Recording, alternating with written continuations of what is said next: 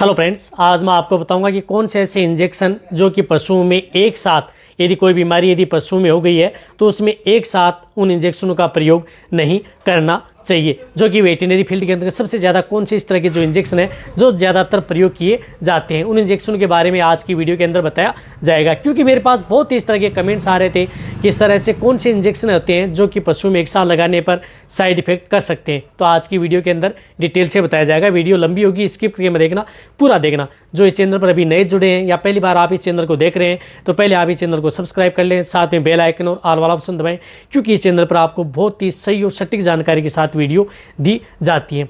देखो, इस चैनल के ऊपर आपको किसी भी तरह की जो बीमारी है उनके बारे में आपको डिटेल से बताया जाता है।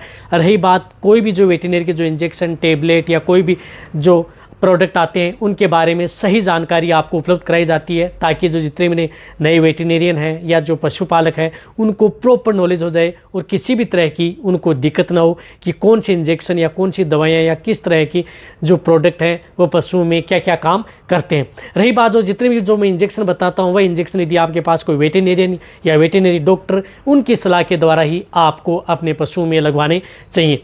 देखो, सबसे पहले तो मैं आपको उन एंटीबायोटिक इंजेक्शन के बारे में बताना चाहता हूँ, क्योंकि ज़्यादातर जो एंटीबायोटिक इंजेक्शन है वह आपके पशुओं में सबसे ज़्यादा दिक्कत कर सकते हैं। अब देखो, एंटीबायोटिक इंजेक्शन क्या करते हैं कि कोई भी दो एंटीबायोटिक यदि आपने कई फील्ड के अंदर देखा कि कोई पशु बीमार है, जो नए वेटरनेरियन है देखा, तो उसमें वो सोचते हैं कि जल्दी रिजल्ट पाने के लिए यानी जल्दी रिकवरी लेने के लिए कई बार पशु में क्या होता है कि डबल एंटीबायोटिक लगाई जाती है। लेकिन जो आपका वेटरनेरियन डॉक्टर है या जिन्हें बहुत ज़्यादा अनुभव होता है वही दो तरह की एंटीबायोटिक इंजेक्शन प्रयोग करते हैं, लेकिन उन्हें पता होता है कि कौन सी एंटीबायोटिक है जो किस तरह की बैक्टीरिया पर काम करती है। यदि सेम एंटीबायोटिक है और वो सेम ही बैक्टीरिया पर काम करने का किल करने का काम करती हैं, तो यदि उनकी डोज यदि दो एंटीबायोटिक की एक साथ लग जाती है तो वह डोज ओवरडोज हो जाती है। यदि ओवरडोज यदि पशु में हो जाती है तो आपके पशु में बहुत ही ज़्यादा दिक्कत कर देती है। देखो, कोई भी जो इंजेक्शन यदि जो ओवरडोज यानी ओवरडोज का मतलब दो एंटीबायोटिक यानी जिस प्रकार से ब्रॉड स्पेक्ट्रम एंटीबायोटिक हैं उन एंटीबायोटिकों को कभी भी पशुओं में एक साथ नहीं लगाया जाता, जो कि gram positive and gram negative दोनों बैक्टीरिया पर काम करती हैं। रही बात जो बैक्टीरियोस्टैटिक जो बैक्टीरिया किल यानी जो बैक्टीरिया को मारने का काम करती हैं, यदि उन दो एंटीबायोटिक को यदि आप साथ में लगा देंगे तो कई दिक्कत आपके पशु में हो सकती है। उसमें दिक्कत क्या होती है कि आपका पशु एक तो ओ फीड में चला जाता है अचानक। रही बात, सबसे ज़्यादा प्रभाव उसकी लीवर पर पड़ता है। कई बार पशुओं की यदि एंटीबायोटिक इस तरह की हैं जो ब्रॉड स्पेक्ट्रम डबल एंटीबायोटिक यदि पशु में लग गई तो उसकी वजह से आपके पशुओं की जो लीवर है वह डैमेज हो सकती है, किडनी फेल हो सकती है। रही बात शरीर के जो इंटरनल ऑर्गन है उनमें कई बार इस तरह की दिक्कत हो जाती है।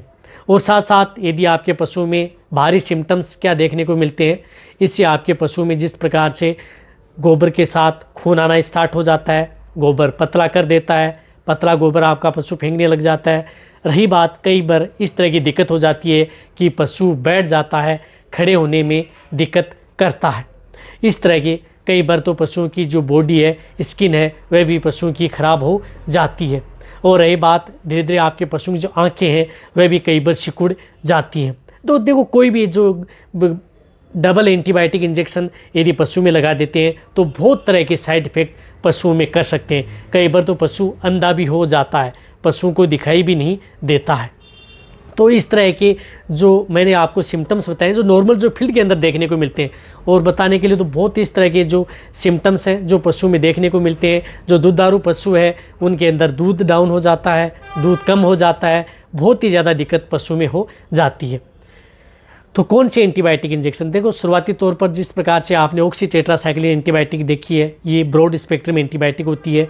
इसी तरह से जो एंड्रोफ्लोक्सासिन एंटीबायोटिक आती है, ये दोनों ब्रॉड स्पेक्ट्रम एंटीबायोटिक होती हैं और दोनों एंटीबायोटिक जो पशुओं में कई तरह के रोगों के अंदर काम करती हैं। कौन कौन से रोगों के अंदर, लगभग जो दोनों एंटीबायोटिक हैं वह सभी तरह की बीमारियों में ये काम करती हैं। लेकिन पशु में यदि आपने जिस प्रकार से डायग्नोसिस किया, यदि आपको ऑक्सीटेट्रासाइक्लिन एंटीबायोटिक प्रयोग करनी है तो उस रोग के अंदर आप ऑक्सीटेट्रासाइक्लिन एंटीबायोटिक का ही प्रयोग करें।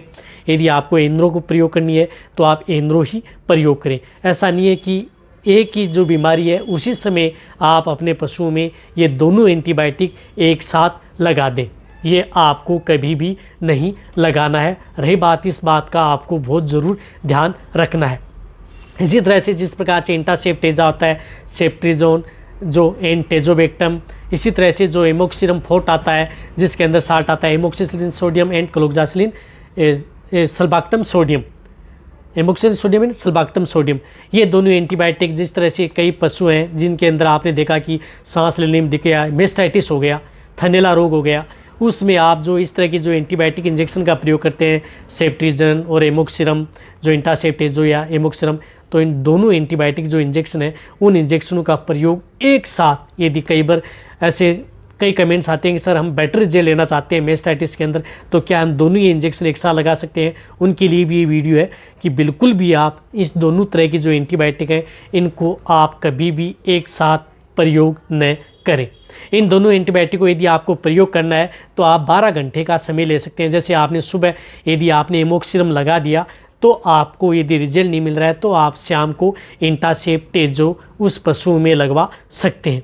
इसी तरह से यदि आपने ऑक्सी लगा दी सुबह तो आप शाम को आप एंड्रो लगा सकते हैं। लेकिन दोनों आपको एक साथ एक ही समय में उस पशु को कभी भी नहीं लगानी है।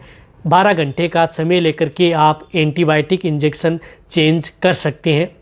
उससे क्या होता है कि आपके पशु को इतना इफेक्ट बॉडी पर नहीं पड़ता है। लेकिन यदि एक्यूट समय में यदि कोई भी एंटीबायोटिक है, जिस प्रकार से सेफ्ट्रिजोन एंटीबायोटिक है, इसी तरह से आप उनके साथ आप एंड्रोफ्लोक्सासिन भी लगा रहे हैं, ऑक्सी भी लगा रहे हैं, तो इस तरह की एंटीबायोटिक से आपको बचना चाहिए।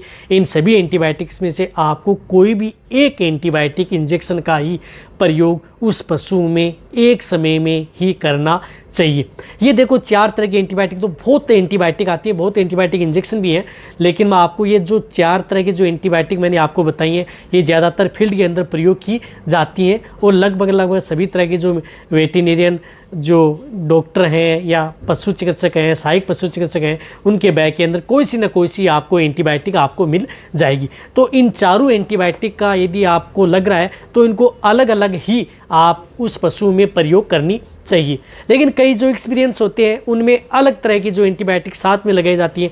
कौन सी एंटीबायोटिक इंजेक्शन आप अपने पशुओं को 2 एंटीबायोटिक आप साथ में लगा सकते हैं, उन एंटीबायोटिक इंजेक्शनों के बारे में भी आपको आने वाले समय में वीडियो मिल जाएगी। इसी तरह से जो अदर इंजेक्शन आते हैं उन इंजेक्शनों को भी, कौन से ऐसे इंजेक्शन है जो एनाल्जेसिक के अंदर उनको साथ नहीं लगाना चाहिए, उनको बारे में भी आपको आने वाले समय में वीडियो मिल जाएगी। तो इस चैनल को आप अभी सब्सक्राइब कर लें। रही बात इस तरह की जो वीडियो होती है वह जितने भी जो वेटेरिनेरियन स्टूडेंट हैं उनके साथ आप शेयर करें ताकि उन्हें प्रॉपर नॉलेज हो जाए कि कौन कौन किस तरह की एंटीबायोटिक पशु को साथ में नहीं लगानी चाहिए।